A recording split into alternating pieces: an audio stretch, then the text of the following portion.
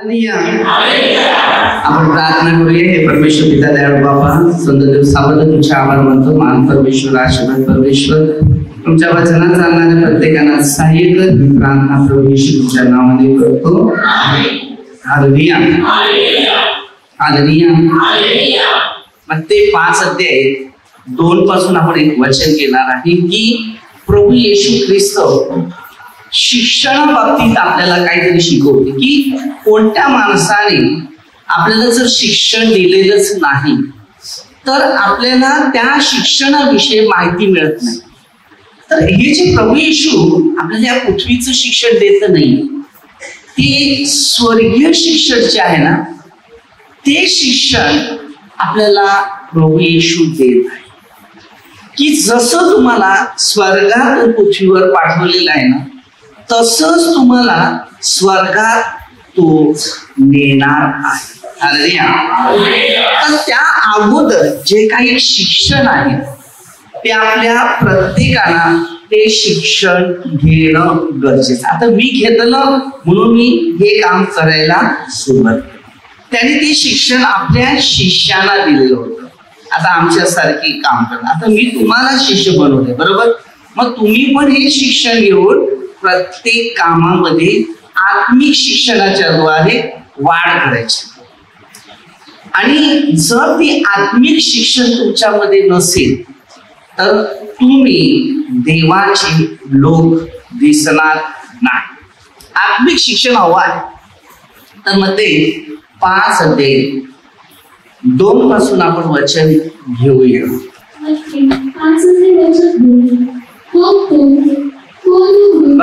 मग तो तोंडाने शिक्षण द्या. त्याने काय केलं? मग तो तोंड उघडून, काय उघडलं? काय उघडलं? तोंड. हालेलुया. त्याने काय केलं? मग तो तोंड उघडून त्यांना शिकवायला लागला. आता आपण शाळेत जातात तर टीचर फोटो लावत नाही, बरोबर. जे फोटो कोणाचे लावतात की ज्यांनी महत्व चांगलं या देशात किंवा या जगात ज्या व्यक्तीने चांगलं कार्य केलं अशाच व्यक्तीचा फोटो तिथे आदर्श आहे. भले कोणत्याही धर्माचा असू दे, तो धर्म मानवाचा आहे. मानव धर्म म्हणजे प्रेमाचा धर्म. तर मानव धर्म कसा होता, त्यासाठी देव पुत्र म्हणून, मनुष्य म्हणून, प्रतिरूप म्हणून या पृथ्वीवर आला. तर कोणत्या जाती धर्मासाठी परिवर्तन करण्यासाठी, मनाची, तुमच्या धर्माची नाही, कन्वर्ट होण्याची नाही. आज बरेच लोक ते कन्वर्ट होतात. हालेलुया. आणि मग विचार करतो, नाही मी ख्रिस्ती बनत नाही. कोणताच मनुष्य चांगलं कर्माने बनते. धर्माने कसा बनतो? जेव्हा तो चांगलं कर्म करतो तेव्हा त्याच्यात देव दिसतो. प्रत्येक 27 तेव्हा त्याला देवा सन्मान असा मान मिळतो. हालेलुया. म्हणजे आपण सगळे त्याचेच आहेत. समजलं. आपण इकडे आता ही मूर्ती ठेवलेली आहे. एक आदर्श आहे की मानवासारखा पृथ्वीवर आला आणि त्यांनी पापावर विजय मिळवला आणि त्यांनी पुन्हा आपला स्वर्गरण घेतलं. हालेलुया. आपल्या सगळ्यांना परमेश्वर हे शिक्षण देते की स्वर्गात कसं जावं. सैतान जो असते मानवाची होतो ना, माणसामध्ये नफरत, निंदा, द्वेष ठेवा तयार. मग ते 12-22 पासून तसं ते वचन पण तसं दिले. आपसात फूट पडलेलं राज्य वसाड पडते. समजलं. म्हणजे तिथे चांगल्या गोष्टी दिल्या नाही ना. मग ते 10-17 दिले. माणसाच्या बाबतीत म्हणजे माणूस चांगलं करतो का वाईट करतो या बाबतीत सांभाळायचं. ही शास्त्र आहे. त्याच्यात कोणता फोटो आहे का? कोणत्या धर्माचा, देवाचा फोटो आहे का? नाही. याला म्हटलेलं आहे पवित्र शास्त्र. आता पवित्र शास्त्र लोकांना स्वर्गात जाण्याविषयी ते शास्त्र आहे आणि ते शास्त्र प्रत्येक माणसाला पवित्र जीवन जगण्याचा हक्क आहे या दृष्टीविषयी हे शास्त्र लिखाण केले. हातच नाही माणसाला असलं तर मूर्त्या कोण बनवणार? मग त्यांनी आम्हाला बनवलेला आहे तो आत्मा. म्हणून त्यांनी सांगितलं तोंड उघडून शिकवायला. कोणताही शाळेत जा, कुठे पण जा, त्या विना तोंडात शिकवल्याशिवाय त्याला माहिती पडणार. अरे दुसरं आहे, आता मुख्य लोक असतात त्यांना ऍक्शन द्यायला जाते. याला काय सांगतात, त्याला काय सांगतात, तसं ऍक्टिंग मधून त्याला शिकवलं. अरे तर हे जे परमेश्वराचं जे शिक्षण आहे तर प्रत्येक मानवी व्यक्ती यांनी घेतलंच पाहिजे आणि सार्वकालिक जीवन त्यांनी मिळवलंच पाहिजे. तर ह्यामध्ये जेव्हा येशू ख्रिस्त शिष्याना शिकवायला लागला, कशाला शिकवायला लागला, कारण मत्ते 4 अध्यायामध्ये जेव्हा योहान होता तो योहान शिक्षण देत होता आणि त्याला तुरुंगात टाकलं गेलं. आणि त्यानंतर योहान त्यानंतर त्याचे शिरच्छित झाल्यानंतर येशू ख्रिस्ताने ही जबाबदारी घेतली आणि ह्या कार्याला सुरुवात केली. आज तुम्ही आणि मी ज्या या जगात आहे तर आपल्याला कोणतं कार्य करायचं आहे? समाज कार्य, मानव प्रेम, धर्म प्रेम नाही. तुम्ही कोणाची सेवा करायला गेला ना, तिकडे धर्माचा लोक असेल तर तुमच्यात सेवा होणार नाही. धर्माच्या नावावर सैतान उभा राहतो. समजलं? धर्माचं नाव त्या सैतानाला आवडत नाही. म्हणून तुमच्या कर्माची नावं देवाला आवडतात, तेव्हा तुमच्या कर्माने तुमचं नीतिमत्व समजून दिसते. असं आहे. आता मी अनेक ठिकाणी जातो, प्रार्थनाच थोडी करतो. हाय, सगळीकडे प्रार्थना करण्याचा हक्क नाहीये, हे शिक्षण आहे. प्रार्थना म्हणजे काय? जे दुःखी आहे, जे निराशात आहे, जे समस्यात आहे, जे संकटात आहे, एकदा तुम्हाला प्रार्थनेची जाणीव झाल्यानंतर तुम्हाला प्रार्थना म्हणजे काय? तुमचं परिवर्तन होणं. काय? तुम्ही दारू पितात, भांडणं करतात, चोरी करतात, लबाडी करतात, जे काही वाईट जीवन जगतात त्याच्यातून सुटकारा झालं त्याला बोलतात प्रार्थना.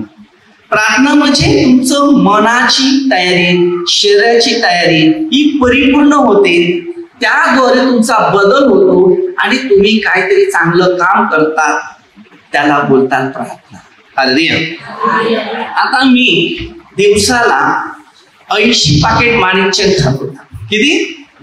काय देव काय माणिकचंद खात होता का?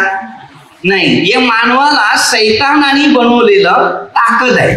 मग त्या माणसामध्ये तो शिकतो कारण तो पैशाची लालच दाखवतो. मग लालचीमुळे कोणताही धंदा करायला बघतो. गुटख्याचा, तंबाखूचा, दारूचा अनेक धंदे तयार करतो की त्याला फक्त धन पाहिजे. आणि मग या 4 अध्यायामध्ये येशूला पण धन दाखवलं. या जगात सगळं धन. कारण का? उत्पत्ती 3 अध्यायामध्ये जेव्हा पहिला देवाचा प्रतिरूप मनुष्य बनवला, त्यांनी देवासारखं कार्य करावं, त्याला मान मिळावा. पण त्याच्या बायकोला फसवल्यानंतर जगामध्ये इतकं पाप आलं की सगळं वैभवच त्याचं काढून घेतलं. ते कोणी नेतलेलं आहे? शैतान. आता या जगात सगळं सैतानाचं आहे. तुमच्या हातात काही नाही. तुम्हाला मेहनत करायला लागेल, कष्ट करायला लागेल, भांडण करायला लागेल, चोरी करायला लागेल, लबाडी करायला लागेल, असाच पैसा मिळेल. सत्याने प्रामाणिकमध्ये पैसा मिळणार नाही. आणि मिळाला तो करोडातून एखाद्या व्यक्तीला, कारण तो जर कमावतो ना त्याचा हिश्श्याने गोरगरिबाला मदत करत असेल तेव्हा त्याला धन देव देत असते. असं असते ते. तर हे जे शास्त्र आहे आम्हाला शिकायचं. देव कुठे आहे? यामध्ये नाही. देव आहे तुमच्यामध्ये. कोणामध्ये? उत्पत्ती 1:27 दिलेला आहे. प्रत्येक मनुष्य देवाचं रूप आहे. देवाचं रूप कसं आहे आता बघ तुम्हाला सांग. उत्पत्ती 2 अध्याय 7 वचन. या 7 वचनात हे नाकात तोंडात श्वास घातला तेव्हा मनुष्य जीवधारी प्राणी झाला. आणि श्वास गेला तर त्याचं प्रेत आणि मैत हे नाव असतं. जर देव तुमच्या जोडीला आहे तेव्हा तुमची नावं असतात, तेव्हा तुम्हाला नावं देत. पण आपण नावं कधी देतात? कारण बारसं बिरसं करतात तेव्हा, नाही का? नाही. जन्माला आल्यावर नाव कोणाचंच नाही. खोट्या आईला माहितीये का मुलगा होणार आहे का मुलगी होणार आहे? ती पहिली कपडे तयार करते. त्याला खायला काय पाहिजे तिला माहिती नाही. पण त्यांनी ते सगळं आपलं 127 वचन दिले. संतती परमेश्वराने दिलेलं धन. म्हणून जातीवाद नाही. जात कशामध्ये? कुत्र्यात आणि माणसात. त्याला जात बोलतात. आता ही जातीची डिवाइड कोणी केले? तुम्ही जर उत्पत्ती 7 अध्याय ज्यांनी वाचला असेल, पहिला नोहा होता. नोहा हा सात्विक जीवन होता. तर या सात्विक जीवनामध्ये ना एक 4 दुने 8 होते, म्हणजे 3 मुलं आणि 3 सुना. काय बोलत नाही यांना, सुनाच नाही. अरे आपल्या पोराच्या बायका, समजलं? त्याला काय बोलतात? सुनामी का सुना? कधी आता सुनामी जाम खतरनाक आहे, बोलून देत नाही. लाटाच्या उकळल्याला की सासूचं पण काय करून देत नाही, आहे का नाही? असं आहे. तर हा प्रश्न तुम्हाला शिकायचा आहे. तर त्यावेळेला त्याला 3 मुलं होती, शाम, हाम आणि याफेत. नवदेवाचा तुम्ही त्याच्या 3घांची नावं दिलेली आहेत. आणि ह्या 3 व्यक्ती या जगामध्ये प्रसिद्ध झाले, डिवाइड झाले, त्याचे भाग झाले आणि तिथून अख्खं जग निर्माण सुरू झाले. परंतु हे शास्त्र कुणी वाचलंच नाही आणि आजच्या काळात या शास्त्रामुळे भांडण निर्माण झालेले आहेत. एका बाजूला सैतान आलाय ना, एका बाजूला देव आलाय ना. आता हे शेवट होणार आहे ना, त्यावेळेला पक्षी येतील, प्राणी येतील, मानव येईल. एक सैतानाची मानव आणि एक देवाची माणसं. आणि अशामध्ये सगळं या जगात युद्ध सुरू होईल. समजलं? हे कोणीच वाचलं नाही.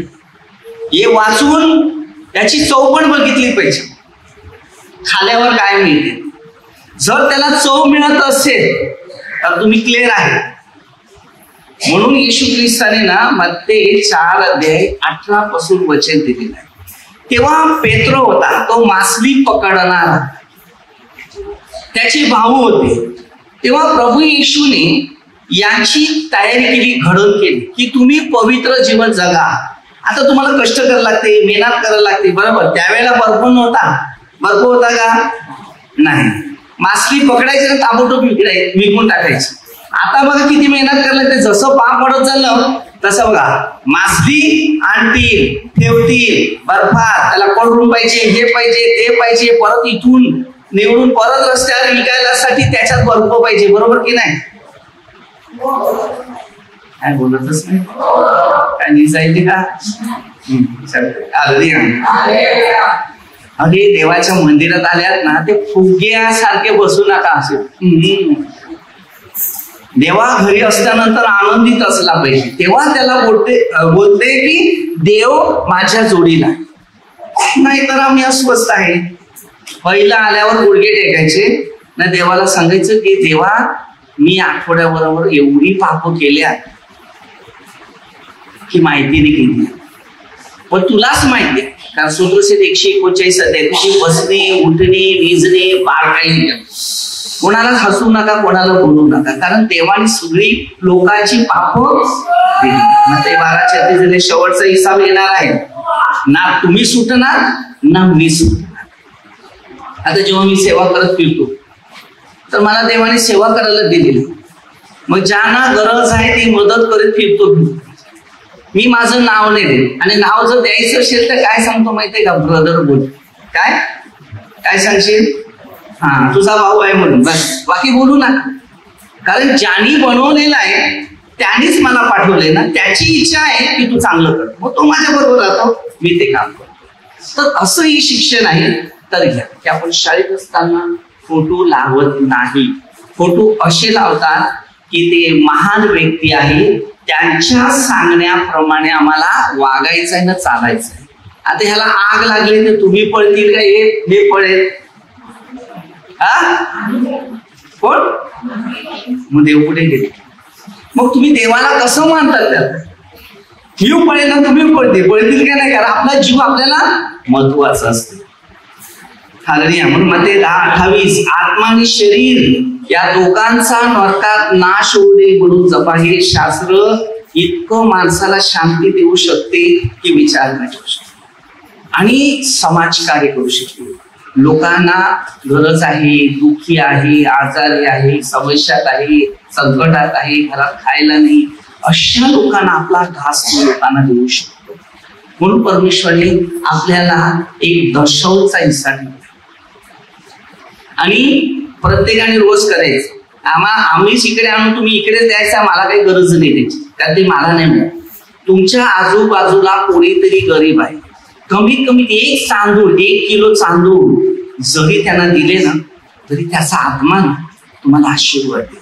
हा सगळा धर्म आहे न. जर तुम्हाला हात जोडून त्यांनी प्रणाम नाही केले ना, तुम्हाला देव जर तुम्हाला नाही सांगितलं तर गॅरंटी देईल.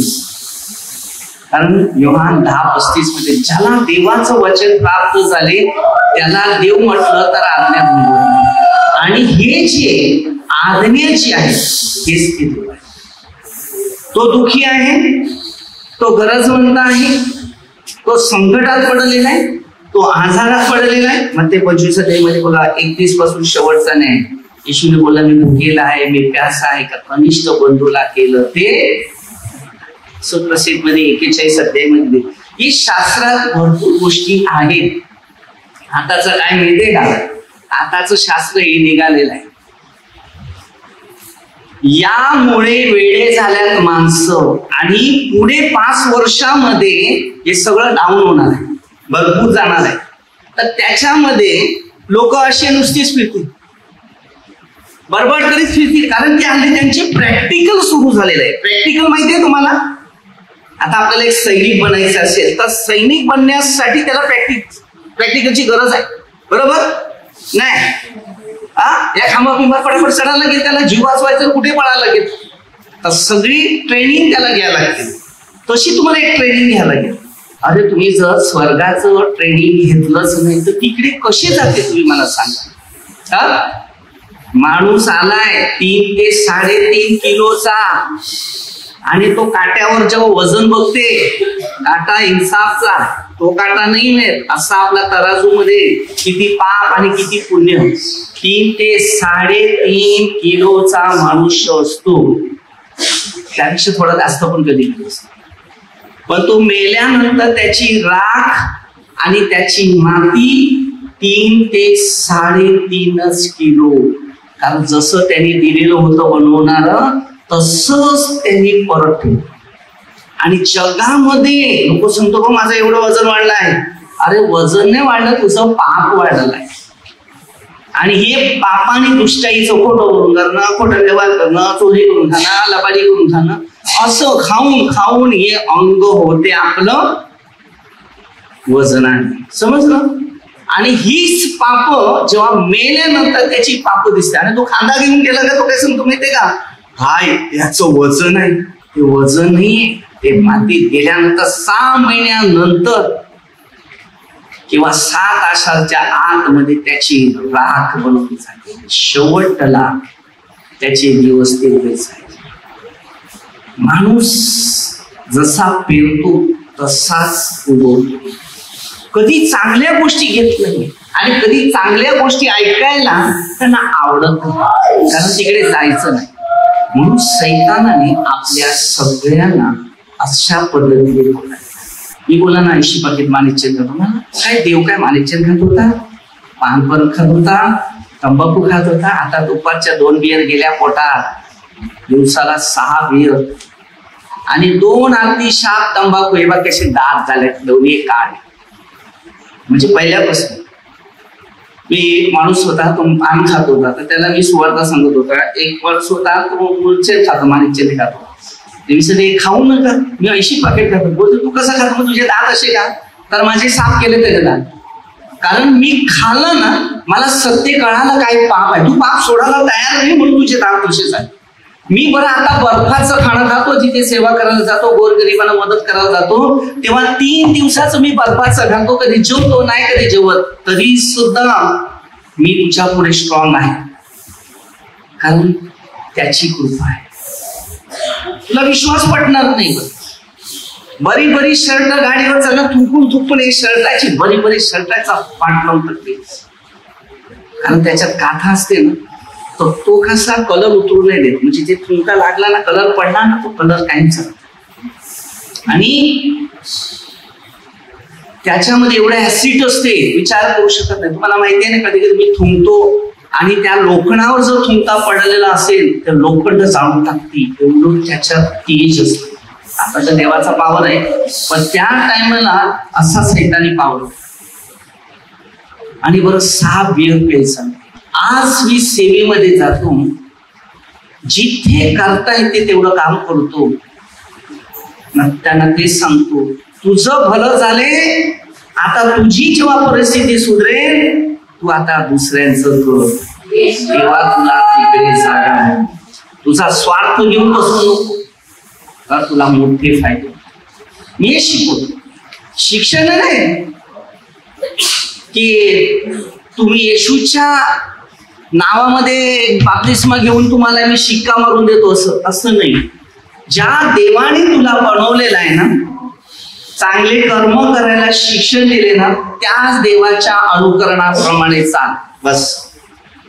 बाकी या मूर्तीच्या अनुकरणात जाऊ नका. मूर्ती बनवणारा तो पैसे घेतो, तो देवाला विकतो, बरोबर का नाही? तर देवाने तुला विकत घेतलेला आहे. बरं, कोरिन्थीकरास पहिल्या पत्रात 3 अध्याय 16 बरोबर 17 आणि 6 अध्याय 19 ते 20 मी तुला मौलानी विकत घेतले. येशू बलिदान झाला तेव्हा इब्रीकरास 9:22 मध्ये आणि इब्रीकरास 9:11 आणि 12 वचनामध्ये दिले की ते कोंबडे बकरे आहे ते कापायचं नाही. आता तुम्ही पाहुणे आला ते नारळ फोडतात, देवाला फोडतात का? कोणाला फोडतात? काय बोलत नाही. पाहुणा आला तर नारळाचा पाणी काढून कुठे देतात? ग्लास हात देतात का खाली देतात? हा, मग देवाला कुठे देतात? मग तुम्हाला शिकवणारे कोण होते का? देवाला द्यायचं नाही, भांड ठेवा तिकडे ठेवा ना, ग्लास ठेवा, त्याला प्यायचं तर पी. सगळ्या लोकांनी वाटलेला आहे ना, त्याला प्यायचं तेव्हा येऊन पी. राजामध्ये त्या गोष्टी दिलेल्या आहेत. 450 बहाल देवताचे संदिष्ट होते आणि एलिया परमेश्वराचा संदिष्ट होता. आणि त्या लोकांनी सगळं अंगावर चाकू उचलून आम्हाला सगळं केलं, पण त्याला काय झालं नाही. फक्त एलिया मात्र देवाशी बोलत होता, स्वर्गीय देवाशी बोला. वरती बघा, खाली बघू नका. प्रार्थना करताना इकडे वरती कुत्रा बघतो तर खाली बघून नाही बघत, वर बघतो, धन्यवाद देतो. म्हणून तो वफादार म्हटलेला. प्रत्येकी शिक्षण आहे ना, आपल्याला अनुभव घ्यायचा. आम्ही काय शिकतो माहितीये का? जे चुकीचं ते जास्त शिकतो, जे चांगलं आहे ते कमी शिकतो. म्हणून घरात शांती नाही. आपल्या घरामध्ये रोज कटकट आहे की नाही? काही बोलतच नाही रे. मला झोपायले का? चांगली टाकल्या आरामध्ये झोपा, मी जातो नंतर. काही माणसात रे, अरे चांगल्या गोष्टी ऐकायला मिळतात ते मन लावून ऐका, तेव्हा घरात बॅटरी चार्जिंग होईल ती. जर इकडे चांगलं शिक्षण घेतलं नाही तर घरात घुसून व्हायचंय. कारण 99% शरीरामध्ये अख्ख्या आठवड्यापर्यंत संपूर्ण 6-7 दिवसांमध्ये बाहेरच्या गोष्टी भरून शरीर एवढं तंदुरुस्त असते की घरी जाऊन दात घेत पाडवलं काय करू नसतात. मस्त सकाळी दात घासतात ना, तोंड दाखवतात दात. माणूस थोडासा हसता पाहिजे, प्रीतीने भरलेला पाहिजे, दुसऱ्यांची सेवा करा. केवढा आनंद येते बघ. लोकांची दुःख काय आहेत ना, ती पहिली विचारा, तुम्हाला काय मुश्किल आहे. कधी आपण प्रत्येकाच्या घरात नातेवाईक जातो, कधी तुम्ही विचारलं का तुमच्या आर्थिक परिस्थिती कशी आहे, तुमच्या घरामध्ये कसं चाललंय, तुमचं व्यवस्थितपणा आहे का, तुम्ही बऱ्याच का बऱ्याच नंतर न्याय सुरू झाली वाट लावली त्याची. खोटं पहिलेच बोलतात की नाही, कशा आहेत, बऱ्या मग बऱ्यांकडून मग वाट लावतो. मग अरे बरे आहेत ना, हा नाही निघाला तो. हा सगळे बरे आहेत, मग न्याय कशाला येतात? अंतःकरणात भरले ना ते बाहेर होत. म्हणून हे वचन घ्या, तुम्हाला त्याच्यात शिकायला मिळेल की प्रभूने शिकवताना कुठल्या धर्माविषयी शिकवलं नाही.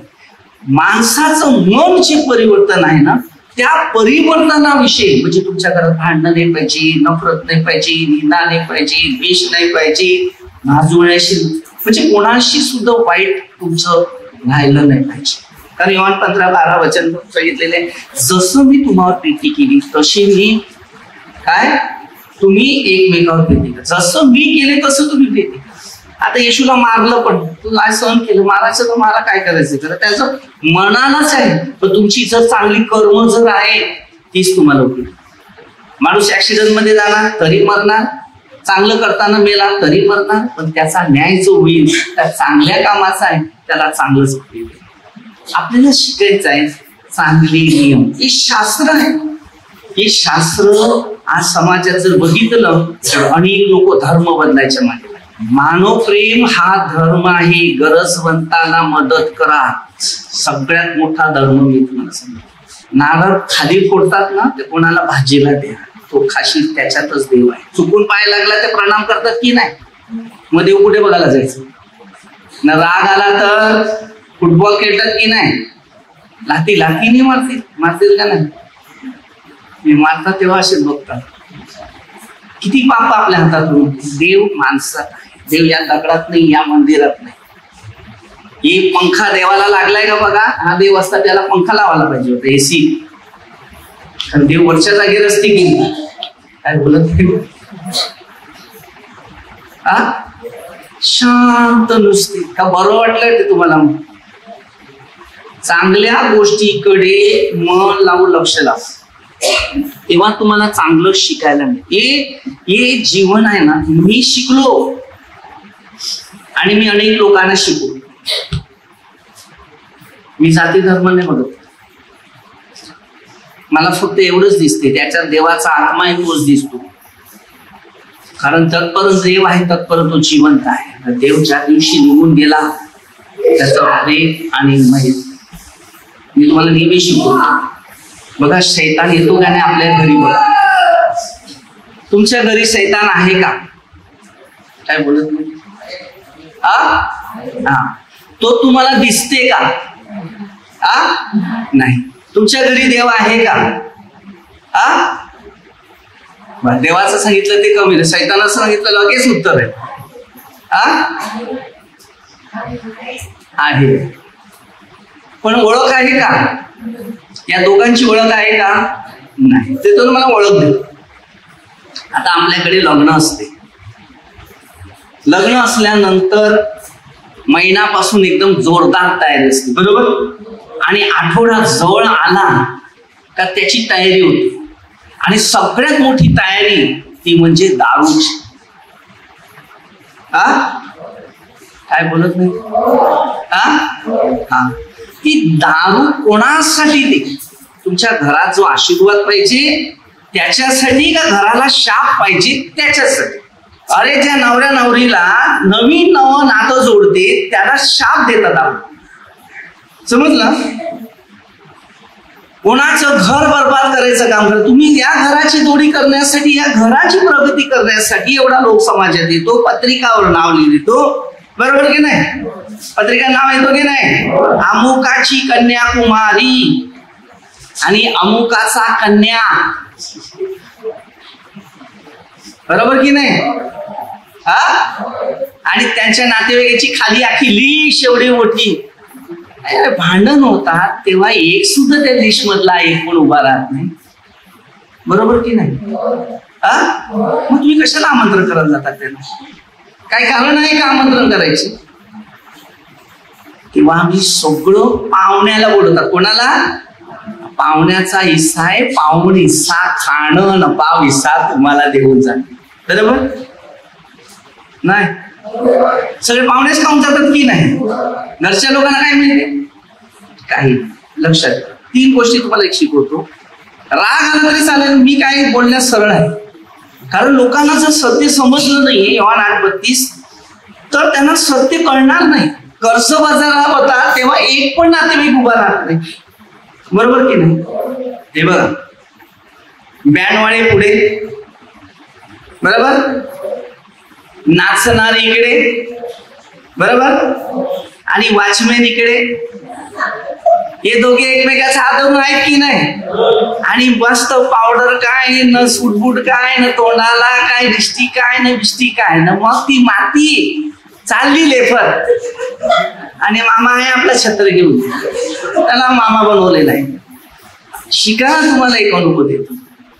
आणि देव त्यांना सांगतोय बा तुमच्या पैशावर त्याची मजा.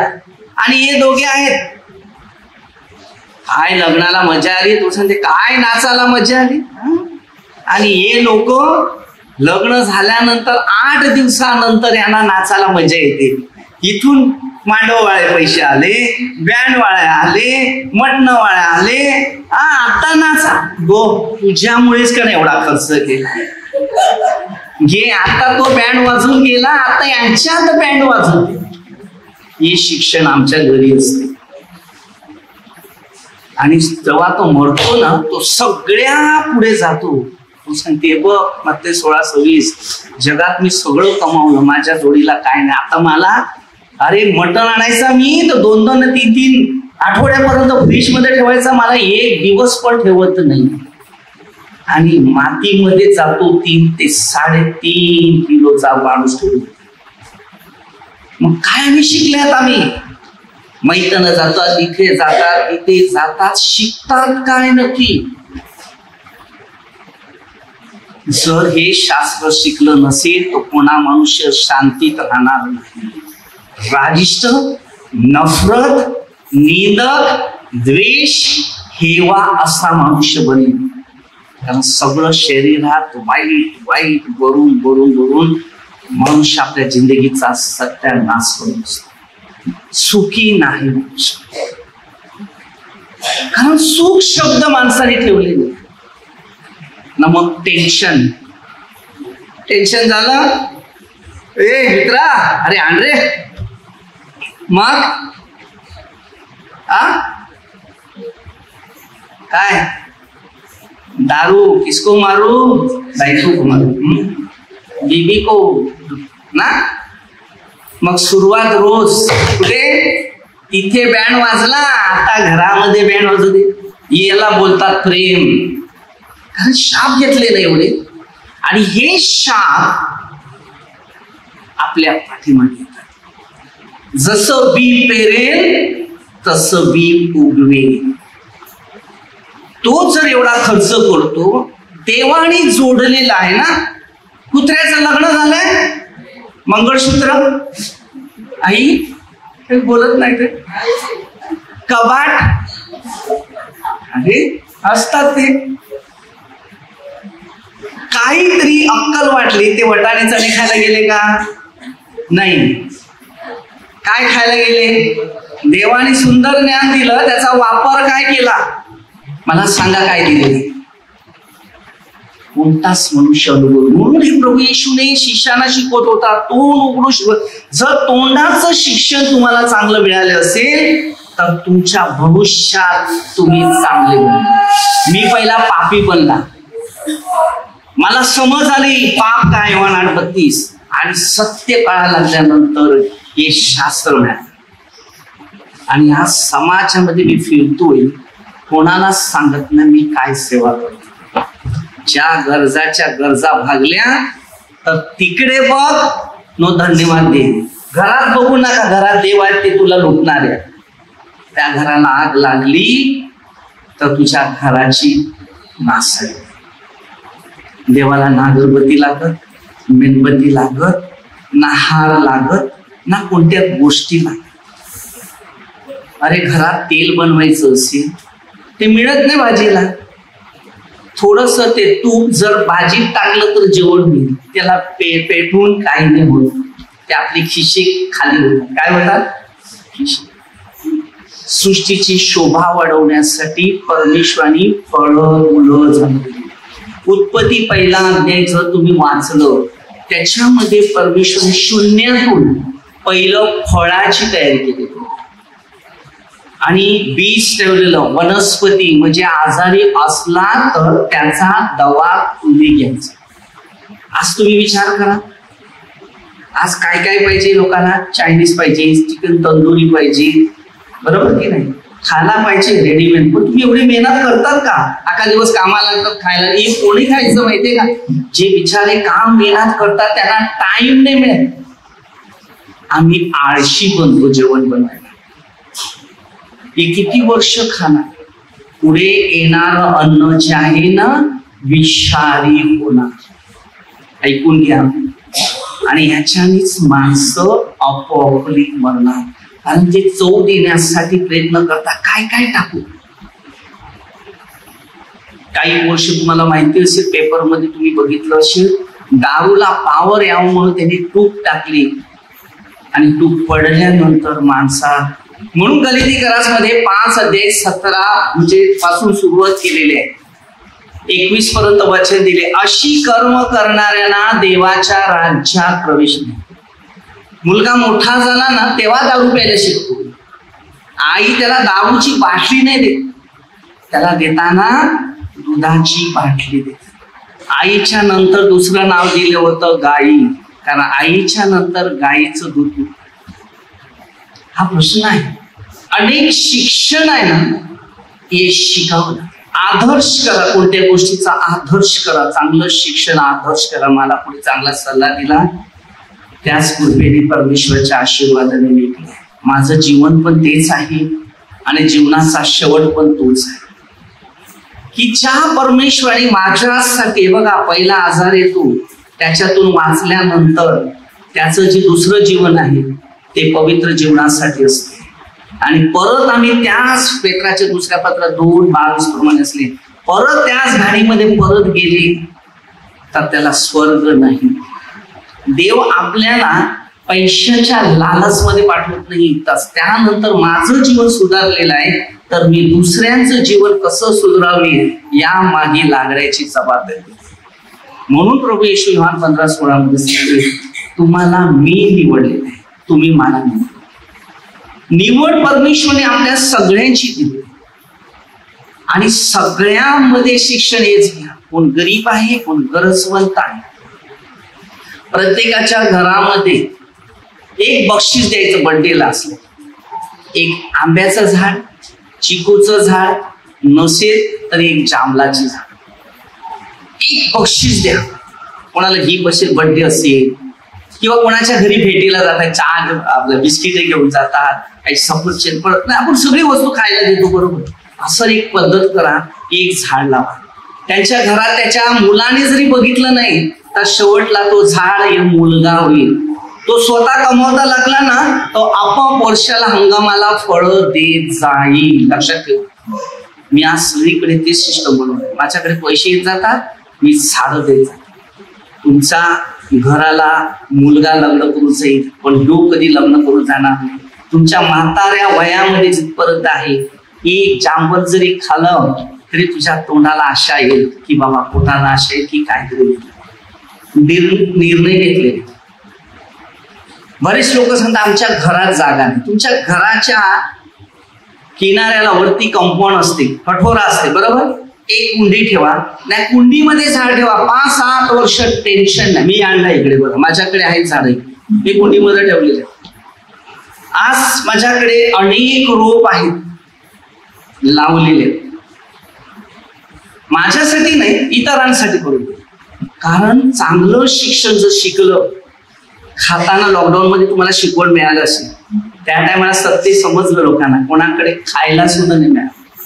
आज ती काही फुलं झाडं काही तुम्हाला खायला मिळणार का?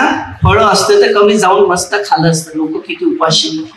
आज आपण इथून लॉकडाऊन मध्ये जर अन्नधान्य लोकांना वाटलं नसतं तर किती लोकांची हत्या झाली असते.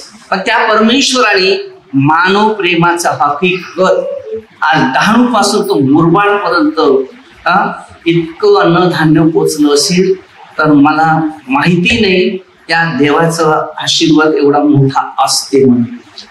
आपल्याला शिकायचं म्हणून शिक्षण चांगलं आहे ते घ्या ना. आपल्या प्रत्येकाला पुढे कसं चांगलं करता येईल ना, काय बनवता येईल ते शिका. कोणाचं वाईट जास्त योजतात ना, त्याच्याबद्दल कोणाचं चांगलं कसं करता येईल ना ते योजा. म्हणजे तुम्हाला शांती घरात राहील. तो दुष्ट आत्मा असते, दुसऱ्यांचं वाईट योजना, मग माणसाला फार कठीण परिस्थितीतून प्रवास करावा. तर आपण एक छोटीशी एक प्रार्थना करूया. परमेश्वर पिता, सुद्धा दिवसाबद्दल तुझे आभार मानतो. महान परमेश्वर, आशीर्वादी परमेश्वर, आमच्या वचनात जाणारे प्रत्येकांना सहाय्य कर. सर्व मध्ये लोक, आमदार लोक, सरपंच, सर्व पोलीस तुमचा आशीर्वाद देवा. प्रभू येशू, जे पापात, दुखात, निराशात आहे, संकटात आहे, आर्थिक परिस्थितीमध्ये अडकलेल्या अशा सर्व लोकांना प्रभू तुझा आशीर्वाद पाठव. ही प्रार्थना आम्ही आमच्या प्रभू येशू ख्रिस्ताच्या नावाने करतो. आमेन. हालेलुया.